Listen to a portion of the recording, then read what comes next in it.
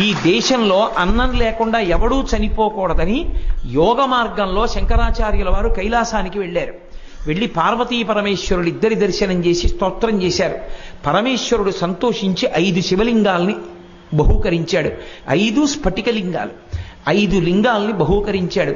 ఆ 5 లింగాల్ని తీసుకొచ్చి శంకరాచార్యుల వారు 5 ప్రదేశాలలో ఉంచారు.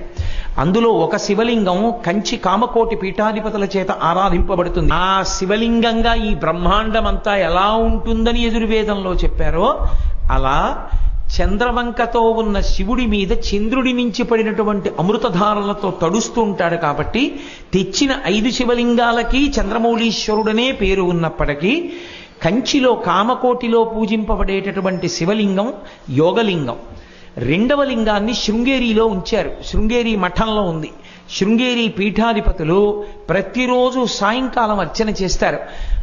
శృంగేరిలో ఉన్నది భోగలింగం, నేపాల్లో ఉన్నది అక్కడ పెట్టినది వరలింగం, అలాగే కేదారంలో పెట్టినది ముక్తిలింగం, చిదంబరంలో పెట్టింది మోక్షలింగం.